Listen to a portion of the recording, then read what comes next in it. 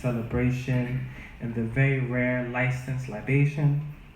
In between greetings, a gift to others, through a surrogate I am thanked. If you blinked, I didn't seem strange here. Who am I? What can I be? My reflection startles me. Where am I? And if this is me, how could it be? I held the child of a Kukumba woman while she went to the bush to pee. This child strangely trusted me, and in his eyes my reflection I could see. Is this the height of whom I could be? I whispered his mother's tongue in his ear. Never to someone so far have I felt so near. If you blinked, I didn't seem strange here. Who am I? What can I be? My reflection startles me. Where am I? And if this is me, how could it be? So this I wrote, and it's called Tessie instead of coffee. And though I spent much of my time in the north, I spent some time in Accra, and there was a little kind of suburb of Accra called Nima, and I had very wonderful experiences drinking the local sort of moonshine, quote unquote, that is prepared there with the Airways and different folks. Airways are tried. So this is kind of a description of that experience. So Tessie instead of coffee. I sipped the hidden in a deep alley that was once flooded and still with love, now instead of water. My mother cuts me off at 2 tops. She doesn't know it's fine because it's perfect. I'm armed with an elixir that makes me invincible. Like Uncle Charles' homemade wine. No warnings about the heat this time or the kick. I sit and writhe from the burn, spill some of the last drops like them, because who knows, their ancestors might be mine. I dive my right hand deep into Banku with fresh okra. I kick a ball with my new little brother and try to tell my new wife I want to meet her husband. I try to say the KP, giving full respect to my new medicine, but my mother tongue betrays me. My brother says, why is America 1 and Ghana 233? I say thank you in Ewe, Akbe, again forget the KP, my own African American proverb, Tessie instead of coffee. That's my brother, I'm free.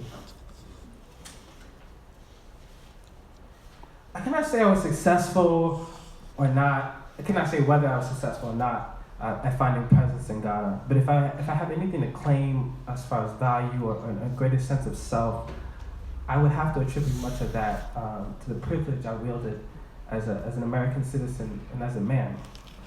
I mentioned before one of the pertinent challenges of service, whether you are ensuring wherever you are, is ensuring you don't disregard, displace, and disempower the people you're serving. Sometimes the privilege of being an outsider gives a different voice.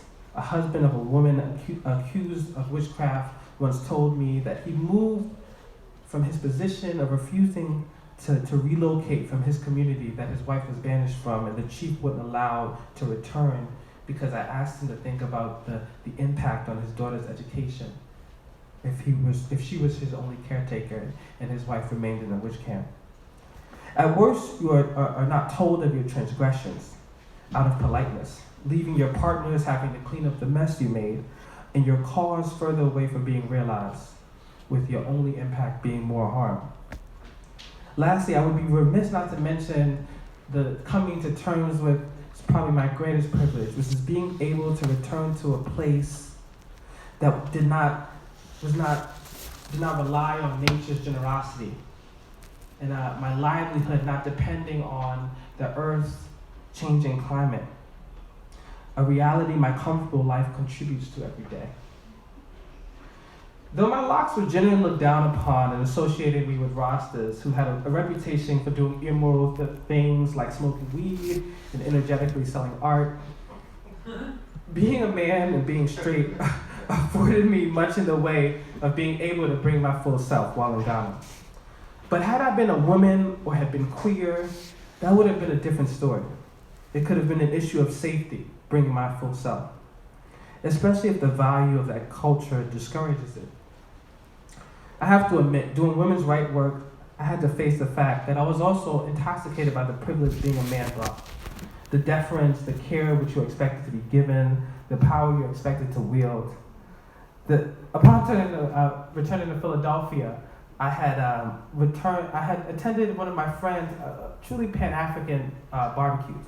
And so there were people there from Kenya, the Congo, Ethiopia, and I made the mistake of using a hand motion to get the attention of a Ghanaian woman who had lived in the United States for some years.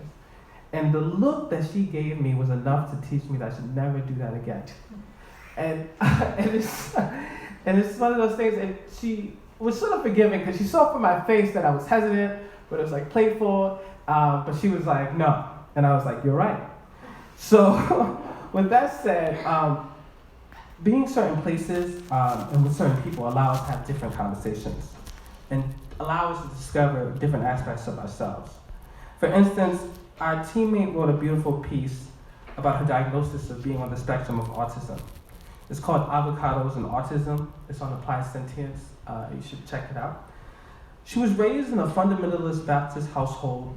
She had immense responsibility put on her to take care of her siblings, and it gave her a unique set of skills that was facilitated by the way her mind worked. But she struggled with the stigma of her diagnosis and also the limitations placed on her as a woman in her upbringing. Our organization, being small and supportive, tried to create an environment where she could thrive. Her missionary work with IFB, learning sign language as a way of falling in love with Korean culture, in turn helped her develop tenacity in terms of understanding and respecting cultural etiquette. Her need for structure and great affection for detail made it possible for her to do the work that we were trying to do.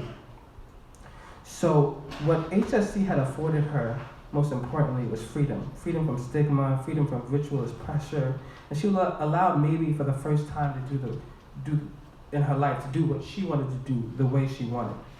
She spearheaded our mental health census project. It revealed that 10% of this town's population had malaria, the town being Kakul, the witch camp, the town that housed the witch camp. And that malnutrition was widespread in the community. It set up a birth and death record system for the village.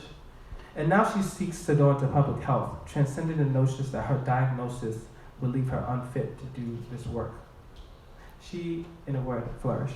It was our most successful project this first year of the program, that first year. So I wrote this having visited the slave castles and Cape Coast, and it's called Wondering and Gazing. What has this coast seen? How many has it carried to different destinies? Do you hear them? The accepted sacrifices of plunder, bodies swallowed by the sea, wealth ferried by the sea. I go back in time, imagining the waves whose voices hum through the walls of castles and the forts. I leaned over its top. I tried to become parallel to those cannons aimed at an invisible enemy, attacking eye, or eyes that met the same seams which came to make me. Sourced from somewhere on this coast, I, as a result of oppressors touching my blood, tainting my blood, now I am one, the disinherited and the victor, returning. Waves whose voices hum through the walls, an audience that listened, wishing to be whisked away, the fishermen who combed through, seeking to meet their needs and caught their bodies. As far as I traveled, the journeys my genes have seen, the centuries never felt closer, but because I hear the same beat, the same rhythm, hitting this beach old, yet new, standing here, wishing to be whisked away and returned to. To close, my experience in Ghana has and will continue to have a profound effect on who I am. Preparing to leave, I wrote this. The Ashanti symbol Sankofa, a bird looking backwards as it tries to move forward, refers to honoring one's ancestors as a necessary component to being able to move toward the future. I have embraced this awkwardness, this double consciousness, the mental and spiritual disposition of being able to look forward and back during times of transition. It might be the only way to achieve a balance at times when both sides, the immediate past, the immediate future, are threatening to pull you apart. We can and might have to honor them both so that we are able to stand grateful and ready in the present moment. I left Ghana with many gifts, a new respect for multilingualism, a generosity that is more public and warm, a deeper sense of my own spirituality through a greater connectedness with the world. But probably the most important thing I left with was a name. In Dagbani, traditional names have lost prominence to Arabic names, but the traditional names are still given at birthing celebrations. Some people are named after trees that suggest their day, or maybe what was the circumstances of their birth, or some phrases like "I collect you one day." They can also reference sort of a family dynamic. I was given the name Tiyundaba, which means we are watching them. And so that can be given in the midst of a conflict in the family. It's like the good ones are watching the bad ones. I say it's a gift because the nation I return to needs those vigilant, those present, to hold one another accountable, to take aim at the ills of society, and to consistently pursue justice.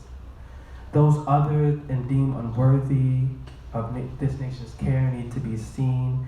Those who ignore the pressing issues of our time need to be seen.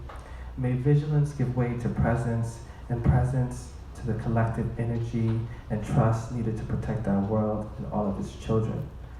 It is my daily reminder, and for that I'm grateful. Empire.